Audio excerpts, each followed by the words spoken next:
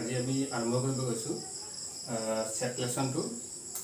ইয়াৰ 2 number lesson হয়। So ইয়াৰ আমি first পাৰ্টটো ডিসকাস কৰিম। এটো হ'ল লজিক। আমি আগত এবাৰ ডিসকাস কৰিছো হোৱাট ইজ ম্যাথমেটিক্যাল স্টেটমেন্ট। এতিয়া আমি ডিসকাস কৰিম লজিক। ঠিক আছে। সো ইয়াত আমি অলৰেডি ডিসকাস কৰিছো হোৱাট আৰ স্টেটমেন্ট। সো ইয়াতে elephant is strong and alpha is Greek letter. ইয়াত দুটা স্টেটমেন্ট আছে, elephant is strong and alpha is a Greek letter. ঠিক আছে, elephant is strong and alpha is Greek letter. এই দুটা স্টেটমেন্টক তোমাক যেটো কানেক্ট কৰি আছে এটা হ'ল and. এটা and টোৱে ইয়াত দুটাকো কানেক্ট কৰি আছে। সো and টো হ'ল কানেক্টেড যেটো দুটা স্টেটমেন্টক কানেক্ট কৰিব পাৰে। এইটা স্টেটমেন্ট হ'ল যে এটো ট্ৰু হ'ব পাৰে বা ফলস হ'ব পাৰে। সো এটা ম্যাথমেটিক্যাল স্টেটমেন্ট হয়। So in mathematical statement of june connect kore eta koa hoy connectives. Eta amar connectives keman types thake bisa connectives amar hoy gol and or if then if and only if and negation. ঠিক আছে দেখো connectives amar jeto ase eta ki ase sir প্রথম hoy gol and তারপর hoy gol or তারপর hoy gol if then তারপর hoy gol if তারপর hoy gol not. ঠিক আছে তারপর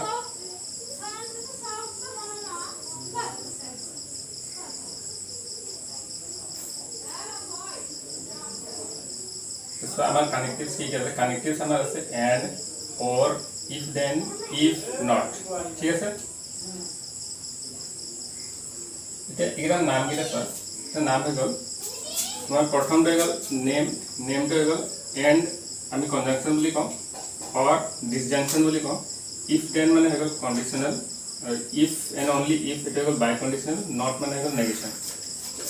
ঠিক আছে তারপর সিম্বলস হয় এটা সিম্বল আমি ইউজ করব এটা হয়ে গেল তোমার and or symbol এটা হল or symbol এটা হল তোমার implies symbol এটা imply করব and if and only if এটা ইয়ার symbol হইব আর negation এর symbol হইব। সো মানিলো দুটা কম্পাউন্ড স্টেটমেন্ট আছে p আর q। p এটা স্টেটমেন্ট q এটা স্টেটমেন্ট মানিলো এটো p হয় এটো আমি মানিলো p আর এটো আমি মানিলো q। সো মানিলো আমি p ললো elephant is strong এটো 3 আছে ট্রু আছে alpha is Greek letter এটো ট্রু আছে। সো ট্রু আৰু ট্ৰু। ঠিক আছে প্ৰথমটো ট্ৰু সেকেন্ডটো ট্ৰু ট্ৰু আৰু ট্ৰু ট্ৰু এন্ড ট্ৰু। ঠিক আছে তাৰপিছত p or p মানে ট্রু বা ট্রু। ঠিক আছে p or p মানে p or q মানে ট্রু বা প্ৰথমটো ট্ৰু বা সেকেন্ডটো ট্ৰু। নেক্সট হ'ল প্ৰথমটো ট্ৰু হলে সেকেন্ডটো ট্ৰু হ'ব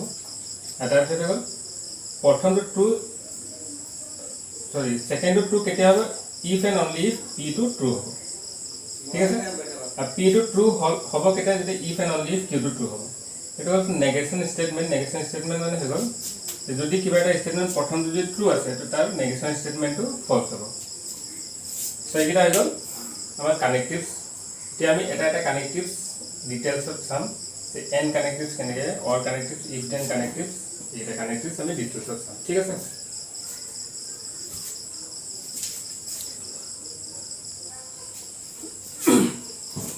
Okay, students, এটা আমাৰ প্ৰথম হৈ গ'ল কনজাংশন হৈ গ'ল মানি লোৱা p এটা স্টেটমেন্ট হয় q এটা স্টেটমেন্ট হয়। সো কনজাংশনক আমি কি ক'ব পাৰো if p is true p এটা স্টেটমেন্ট এটা ট্ৰু আছে and q is statement it is true আছে then only p or q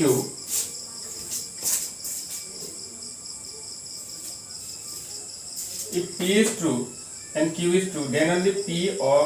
and q is true otherwise false। তার মানে কি দিছে এটো আমি ট্রুথ ভ্যালু ফাইন্ড করি ইয়ার p এটা স্টেটমেন্ট আছে সো ইয়াতে আমাৰ দুটা স্টেটমেন্ট আছে সো এটো আহিব তোমাৰ ট্ৰু ট্ৰু ফলস ফলস। যদি তিনটা স্টেটমেন্ট আহে সো চাৰিটা ট্ৰু চাৰিটা ফলস আহিব। যদি চাৰিটা থাকে তাহলে আঠটা ট্ৰু আঠটা ফলস চাৰিটা ট্ৰু চাৰিটা ফলস দুটা ট্ৰু দুটা ফলস এটা ট্ৰু এটা ফলস নিকে। ঠিক আছে ইয়াত চোৱা here q eta statement p eta statement q eta statement প্রথম statement true second statement true then p and q is true otherwise it is always false। ঠিক আছে so it is all conjunction distinction p and q is always true p are q সদায় true হ'ব only তেতিয়া false হ'ব যেতিয়া p false q false। ঠিক আছে তেতিয়া false হ'ব otherwise it is always true। এটা হলো আমাৰ conjunction এটা হলো distinction। এতিয়া আমি next চাও negation। সো এটো চোৱা আমাৰ নেক্সট আহি গ'ল নেগেশ্যন নেগেশ্যন মানে আহি গ'ল নট তাৰমানে পি যদি এটা ষ্টেটমেণ্ট হয় তাৰ নট হৈ যাব তোমাৰ নেগেশ্যন পি ঠিক আছে তাৰ মানি লওক পি প্ৰথম ষ্টেটমেণ্টত ট্ৰু আছে সো তাৰ নেগেশ্যনটো ফলছ হ'ব ট্ৰু হ'লে ফলছ ফলছ হ'লে ট্ৰু ফলছ হ'লে ট্ৰু ঠিক আছে নেগেশ্যনটো একো কঠিন নাই জাষ্ট প্ৰথমটো ট্ৰু হ'লে ছেকেণ্ডটো ফলছ হ'ব তাৰ নেগেশ্যনটো ফলছ ঠিক আছে এনেকৈ আমি যদি ইয়াতে কিউ লওঁ সো নেগেশ্যন কিউটো হৈ যাব তোমাৰ এইটো যদি ট্ৰু লিখা এইটো ফলছ হৈ যাব এইটো ফলছ হ'লে এইটো ট্ৰু এনেকৈ এইটো ট্ৰু হ'লে ফলছ আৰু ফলছ হ'লে ট্ৰু ঠিক আছে এইটো চোৱা ইমপ্লিকেশ্যন মানে এইটো ইমপ্লাইজ দিছ ইমপ্লাইজ দিছ মিনছ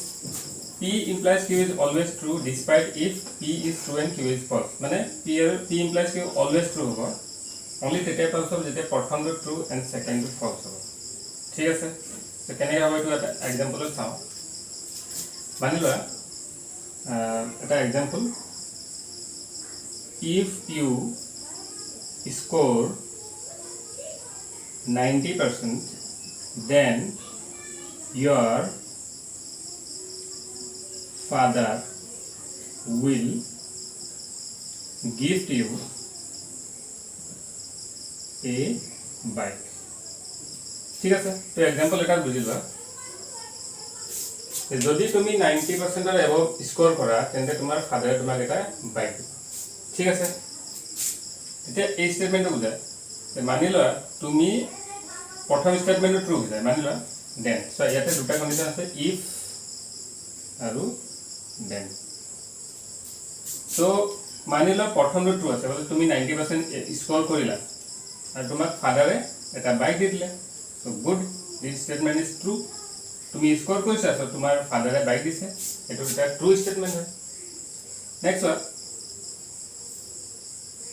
এটা আমি পিছত চাম আগৰটা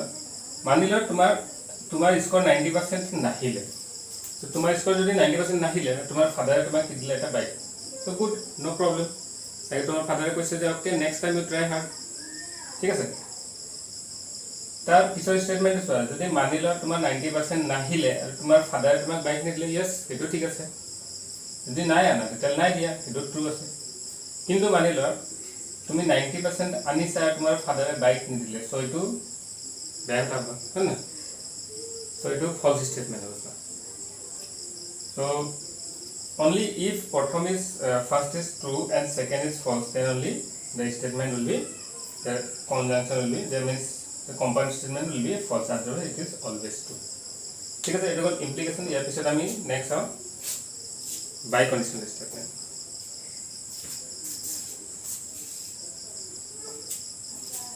সো এটা চোৱা আমি ইমপ্লিকেশন ডিসকাস কৰিলে এটা বাই কন্ডিশনাল চোৱা if and only if q ঠিক আছে is only true ইটো স্টেটমেন্ট only true হ'ব যদি প্ৰথমটো আৰু সেকেন্ডটো দুটাও ট্ৰু হয় বা প্ৰথমটো আৰু সেকেন্ডটো দুটা স্টেটমেন্ট ফলস হয় ঠিক আছে তো p এটা স্টেটমেন্ট হৈ গল q এটা স্টেটমেন্ট হৈ গল p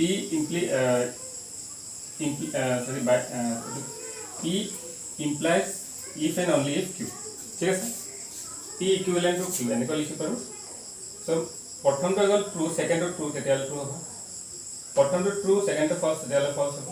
প্ৰথমটো ফলস সেকেন্ডটো ট্ৰু হলে ফলস হ'ব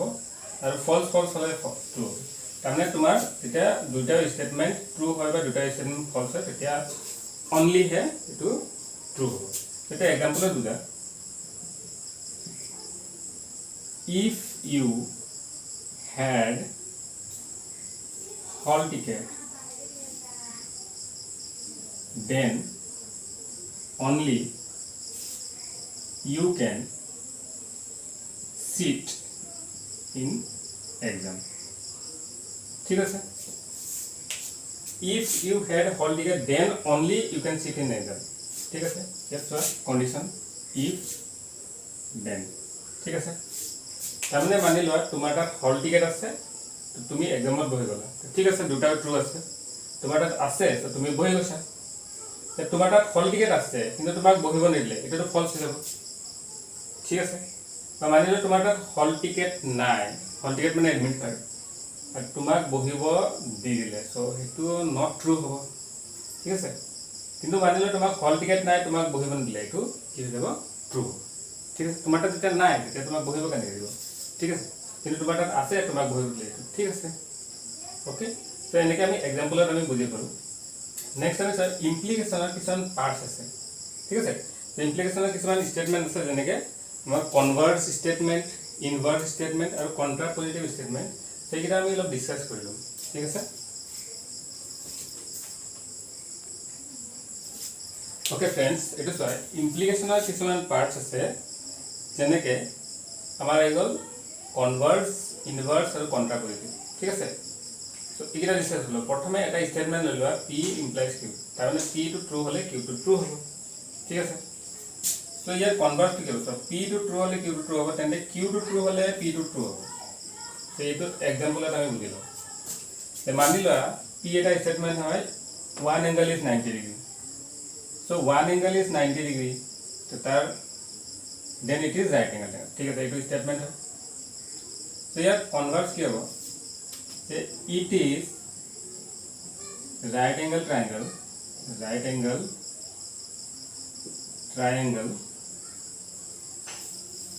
if one angle is 90 degree so यार कन्वर्स से दे दो तारमाने जितु स्टेटमेंट আগত আছে এটো পিছত আৰু পিছৰ স্টেটমেন্টটো আগত ঠিক আছে নেক্সট হলো ইনভাৰ্স মানে অপোজিট ঠিক আছে সো এটো কিহৰ অপোজিট হ'ব সো এটো প্ৰথমটো স্টেটমেন্টৰ অপোজিট হ'ব ইয়াৰ অপোজিট হ'ব if one angle is not 90 degree ঠিক আছে if one angle is not 90 degree then it is not a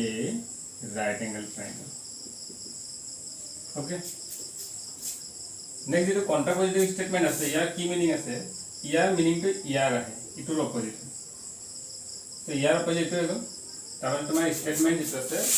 year opposite হৈ গ'ল তোমাৰ ইনভাৰ্স এই যে কনভাৰ্স আছে ইয়াৰ অপোজিট হৈ গ'ল তোমাৰ কন্ট্ৰাপজিটিভ ঠিক আছে